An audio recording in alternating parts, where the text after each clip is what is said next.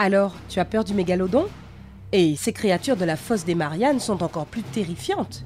Tu peux me dire, poule mouillée des mers, qu'y a-t-il de plus effrayant que le mégalodon préhistorique qui vivait dans la fosse des Mariannes? Des créatures avec les dents acérées et des têtes effrayantes. Bien qu'une grande partie de la fosse des Mariannes n'ait pas encore été explorée, ce que les scientifiques ont découvert jusqu'à présent est absolument terrifiant. Regarde pour en savoir plus sur ces créatures horribles qui se trouvent dans les eaux les plus profondes du monde. Mais tu dois savoir, tu ne voudras peut-être plus jamais nager dans l'océan, ou du moins pas si profond. N'oublie pas de cliquer sur le bouton s'abonner et d'activer les notifications pour nous rejoindre du côté sympa de la vie. Compte à rebours à partir du numéro 10, le poisson ogre, c'est son nom.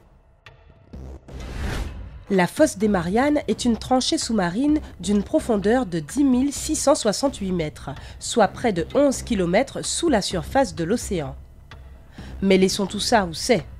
Bien que les scientifiques sachent que la fosse des Mariannes existe, c'est l'un des endroits les moins explorés de la Terre. C'est aussi la zone la plus profonde des océans du monde. Et bien que de nombreuses créatures n'aient probablement jamais encore été vues par les humains, les scientifiques ont eu le plaisir, même s'il est effrayant, de connaître le poisson ogre. Le poisson ogre fait vraiment honneur à son nom. Regardez-moi ce truc! Il est carnivore et mange à peu près tout ce qui se niche dans sa bouche remplie de dents pointues. Ces poissons comptent sur leurs chimiorécepteurs pour trouver leur proie. En d'autres termes, ils peuvent détecter les résidus chimiques qui proviennent d'autres organismes vivants des grands fonds marins. Et c'est parce qu'ils n'ont pas de cellules productrices de lumière sur leur corps, contrairement à de nombreux autres poissons d'eau profonde. En plus de tout ça, il fait plutôt sombre là-dessous. Alors tout ce qu'ils croisent sur leur chemin, ils le mordent. Bien qu'ils aient l'air terrifiants, ils ne représentent aucune menace pour l'homme. Ils ne mesurent qu'environ 18 cm. Malgré tout, ça ne veut pas dire que j'aimerais me retrouver face à face avec l'une de ces choses pendant que je me baigne tranquillement dans la mer. Numéro 9, la pieuvre Dumbo. Cet animal si mignon est en réalité un grand prédateur qui avale entièrement ses proies. Il n'a pas de dents et cherche simplement de la nourriture composée d'invertébrés pélagiques qui nagent juste au-dessus du fond marin. La pieuvre Dumbo doit son nom à son look qui ressemble plutôt à une bande dessinée. Elle a des oreilles souples en forme d'éléphant qui reposent sur le dessus de son corps de 30 cm, ainsi que des yeux qui ont un aspect de lunettes. Selon Oceana.org, les scientifiques disent que c'est la pieuvre qui vit au plus profond de l'océan. Elles sont aussi connues sous le nom de pieuvres parapluies, car leurs bras sont reliés par une membrane. Quand elles les ouvrent, elles ressemblent à un parapluie visqueux, affamé et qui vit dans les profondeurs. Numéro 8, les revenants. Ce poisson unique vit à 762 mètres dans la profondeur de la fosse des Mariannes. Il a 2 ou 3 choses cool, mais bizarres, qui font que ce poisson soit unique en son genre. Comme sa tête qui est transparente. Tu peux voir à travers la tête du poisson. Certains scientifiques pensent que cette tête transparente permet aux poissons de recueillir un peu de lumière dans les profondeurs sombres de la mer, ce qui leur donne un avantage sur les autres poissons qui chassent à l'aveugle. À l'intérieur de leur tête, tu trouveras 2 yeux en forme de tonneau qui pointent vers le haut pour que le poisson puisse voir les contours de sa proie. Bien que les scientifiques sachent à quoi ressemble le poisson, il n'y a pas encore eu assez de recherches pour déterminer ses modes de reproduction et son cycle de vie. Tellement mystérieux.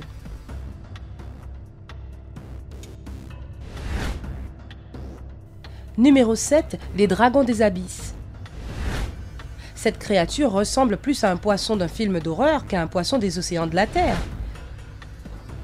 Les baudrois des abysses vivent à 975 mètres de profondeur et ne manquent pas de caractéristiques bizarres, des dents acérées comme des rasoirs, un corps déformé et un regard troublant. Mais ce qui fait peut-être le plus peur chez ces poissons, c'est la façon dont ils attrapent leur proie. Ils ont un appendice qui ressemble à une canne à pêche sur le front, qui a une lumière rougeoyante attachée à son extrémité pour attirer les animaux. Une fois que les proies s'approchent suffisamment de la lumière, bam! Elles sont capturées par les énormes mâchoires des baudrois. Ces poissons sont même capables de manger des proies encore plus grosses qu'eux, donc leurs yeux ne sont pas plus grands que leur estomac.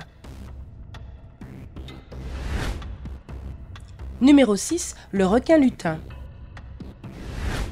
Si tu pensais que le film Les Dents de la Mer était effrayant, cette prochaine créature des grands fonds te fera y penser à 2 fois avant d'aller te baigner dans la mer. Cependant, il vit à 914 mètres sous l'eau. Tu ne le verras donc peut-être jamais en face à face. Le requin lutin ressemble à un croisement entre un requin et une créature de tes pires cauchemars. Ces requins possèdent un museau en forme d'épée qui sort avec une mâchoire qui s'allonge pour s'accorder. Contrairement à d'autres requins qui ont plutôt une couleur grise, cette chose effrayante n'est pas jolie, même si elle est rose. En dehors de leur comportement effrayant, que savent vraiment les scientifiques sur les requins lutins? Eh bien pas grand-chose, à part qu'ils peuvent atteindre 5 mètres de longueur. On dirait qu'il y a encore beaucoup à apprendre sur ces poissons, si tu oses le faire bien sûr. Numéro 5. Les poissons hachette des grands fonds marins. Tu sais, cet outil qui ressemble à une petite hache. Eh bien le poisson hachette des grands fonds marins ressemble à l'outil qui a inspiré son nom. Crois-le ou non, il existe plus de 40 espèces de ces poissons qui arborent des corps minces recouverts d'écailles brillantes. C'est pourquoi ils arborent souvent cette couleur métallique. Ces poissons ne mesurent qu'environ 15 cm. Mais ils sont capables de supporter la pression des profondeurs de la mer, vivant à 1542 mètres sous la surface de l'eau.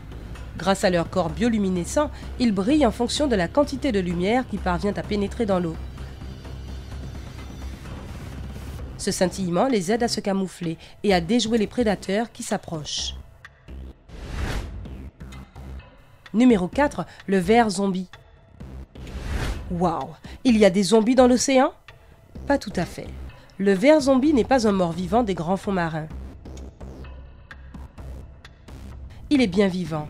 Il est aussi connu sous le nom de ver mangeur d'os et il peut avaler les os d'énormes mammifères comme les baleines. Il le fait en sécrétant de l'acide pour obtenir le contenu de l'intérieur des os des baleines mortes. N'est-ce pas délicieux? Le ver zombie est capable de respirer en agitant ses branchies ou ses membres pour aspirer l'oxygène de l'eau. Numéro 3, les dragons à écailles des mers profondes. S'il y avait un prix pour le poisson le plus hideux de l'océan, les dragons à écailles gagneraient.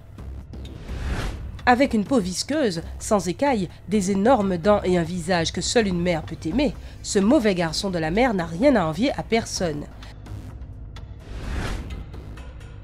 Il aime nager entre 213 mètres et 1829 mètres sous la surface de l'océan, où les eaux sont les plus sombres et les plus froides. Comme d'autres créatures de cette liste, le poisson dragon compte sur les parties bioluminescentes de son corps pour attraper ses proies. Il utilise également un appendice suspendu qui présente une petite lumière rouge à l'extrémité qui sort de sa mâchoire inférieure. Beaucoup de poissons confondent cette petite lumière avec une proie, les attirant directement dans les mâchoires du poisson. Très malin dragon à écailles, très malin en effet. Numéro 2, le requin lézard. Tu seras ravi de ne jamais en voir un sur ton chemin. Étudier le requin lézard, c'est comme regarder à travers un portail vers la préhistoire. Les scientifiques pensent que ces requins, qui ressemblent à des anguilles, n'ont pas beaucoup changé depuis que leurs ancêtres erraient dans les eaux profondes. Donc on les appelle parfois des fossiles vivants. La bouche de ces requins est remplie de 25 rangées de dents pointues orientées vers l'arrière, 300 au total. Elles sont conçues pour saisir les proies et les serrer fort pour qu'elles ne puissent pas s'échapper. Selon les premières études sur le requin menées en 1884 et publiées dans le bulletin de l'Essex Institute, les requins lézards vivent entre 119 et 1280 mètres sous la surface de l'océan. Tu ne les verras donc probablement jamais. Enfin, probablement. Numéro 1, l'Iopleurodon. Bien que toutes les créatures mentionnées sur cette liste jusqu'à présent soient encore considérées comme vivantes et en bonne santé aujourd'hui, certaines des plus terrifiantes sont éteintes, comme le mégalodon. Mais cette liste de créatures terrifiantes de la fosse des Mariannes serait incomplète si on ne mentionnait pas le terrifiant Liopleurodon préhistorique. Ce reptile carnivore marin existait au Calovien, vers la moitié de l'ère jurassique. Il régnait dans les mers et mesurait 2,7 mètres de longueur. Les scientifiques pensent que si le Liopleurodon était si puissant, c'est grâce à sa capacité à nager sur de longues distances et ses 4 membres en forme de pagaie. Bien qu'ils n'aient probablement pas été capables de se propulser vers leur proie, comme les autres animaux de la région, ils réussissaient à accélérer et à attaquer très efficacement. De plus, ils comptaient sur leur long museau pour sentir leur proie, ce qui porte les scientifiques à croire qu'ils ne comptaient pas sur la vue pour chasser. Cela signifie qu'ils pouvaient vivre dans les parties les plus sombres de la fosse des Mariannes. Il y a environ 150 millions d'années, le Lieu-Pleurodon s'est éteint en raison du manque de nourriture et de la course effrénée avec les autres reptiles marins. C'est dans des moments pareils que tu te dis que l'évolution a du bon. Si l'on considère que les scientifiques n'ont exploré que 5% des fonds marins et qu'ils ont autant découvert, on peut seulement imaginer les autres animaux à découvrir. Peut-être vaut-il mieux les garder dans notre imagination. J'ai raison, tu ne penses pas? Alors, de quels autres habitants des grands fonds marins as-tu entendu parler? Partage ceux qui te font le plus peur dans la section des commentaires.